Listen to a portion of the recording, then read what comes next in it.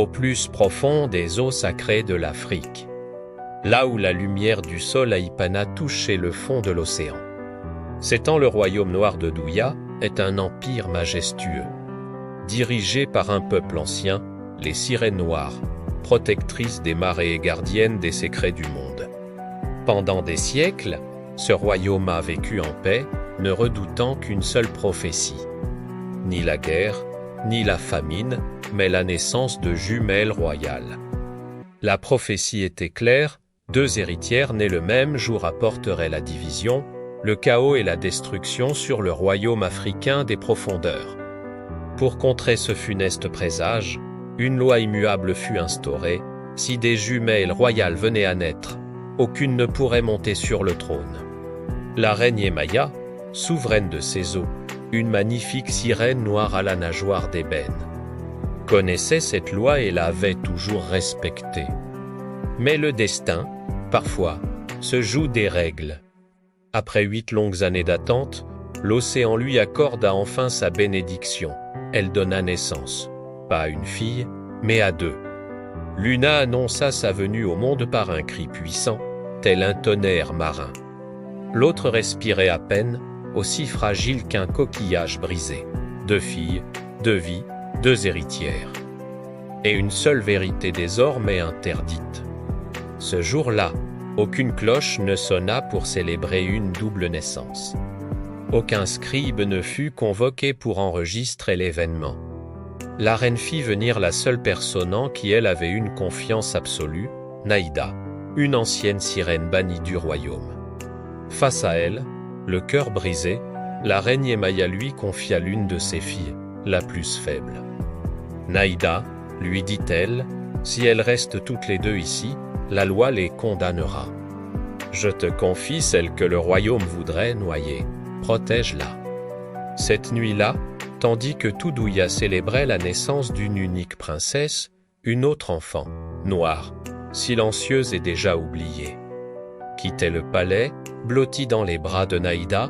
Elle fut nommée Meta, un nom porteur non pas de pouvoir, mais d'espoir.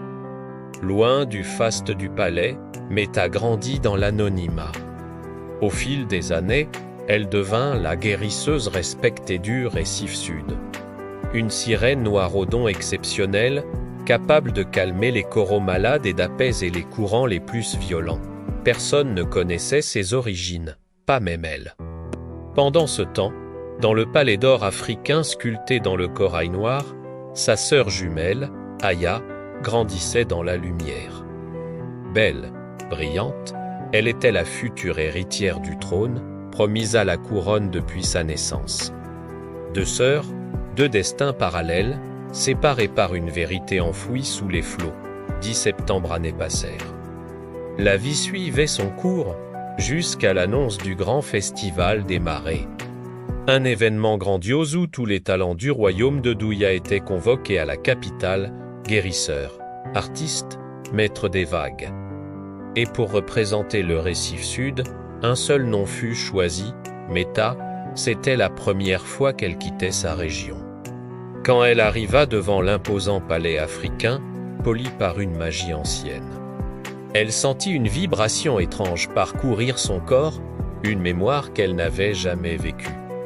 Et c'est là, au milieu de la foule, qu'elle la vit une autre sirène.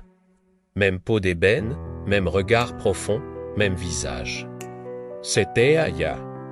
2 sirènes noires, reflets parfaits l'une de l'autre dans un miroir invisible.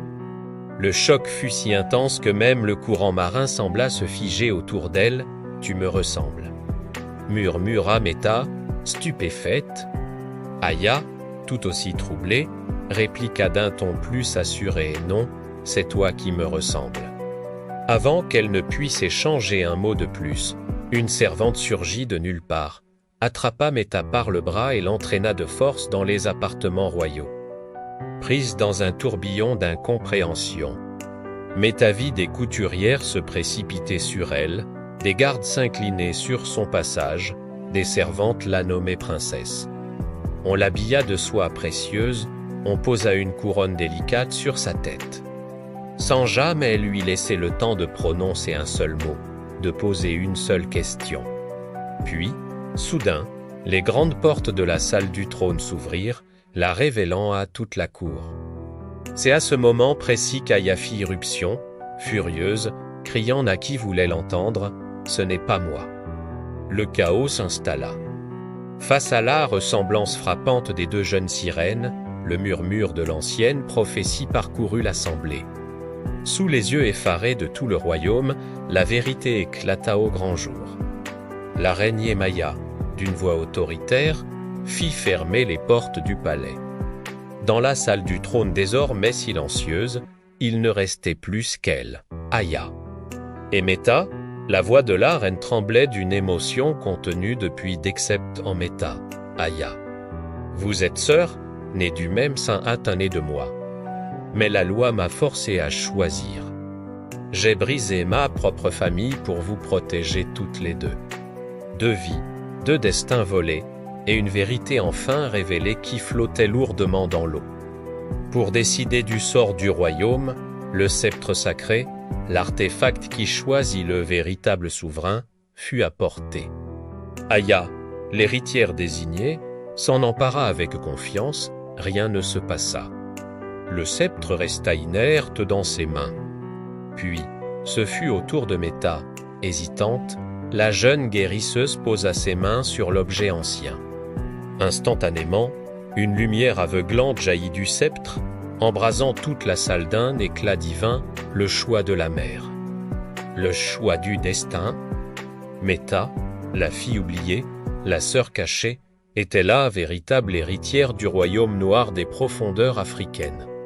Mais elle ne leva pas le sceptre comme un trophée. Avec une humilité qui désarma l'assemblée, elle dit simplement « Je n'ai rien demandé. Je ne suis pas venue ici pour prendre une couronne. » Aya s'avança, les larmes aux yeux, non pas de jalousie, mais de compréhension.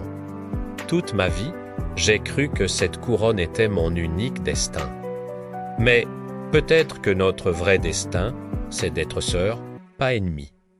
Les deux sirènes noires se prirent la main, unissant leur destin brisé. Et devant tout le royaume, la couronne fut posée sur la tête de Meta, la première reine des profondeurs africaines à être élue non par sa naissance, mais par la mère elle-même. La reine Yemaya se tourna alors vers Naïda, celle qui avait sauvé sa fille au péril de sa propre vie, et déclara d'une voix forte, « Aujourd'hui, ton exil prend fin. Ta place est dans ce royaume, autant que celle de la fille que tu as si courageusement protégée. » Meta se tourna vers sa mère adoptive, son cœur rempli de gratitude, et murmura « Le sceptre peut faire de moi une héritière.